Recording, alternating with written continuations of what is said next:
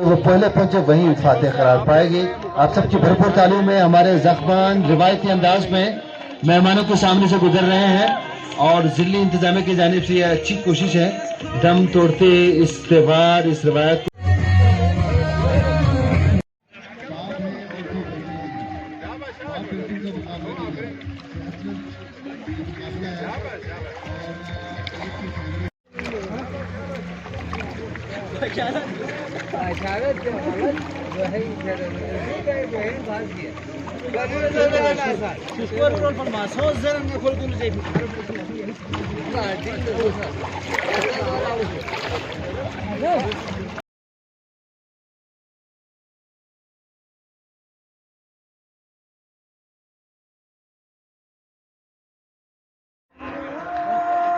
दो कैटेगरीज में ये मुकाबले जारी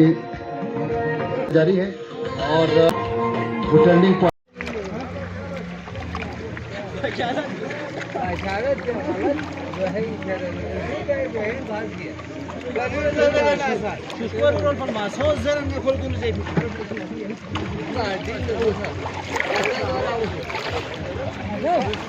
वो पहले पहुंचे वहीं फातेह करार पाएगी। आप सबकी भरपूर तालीम में हमारे ज़ख्बान रिवायती अंदाज में मेहमानों के सामने से गुजर रहे हैं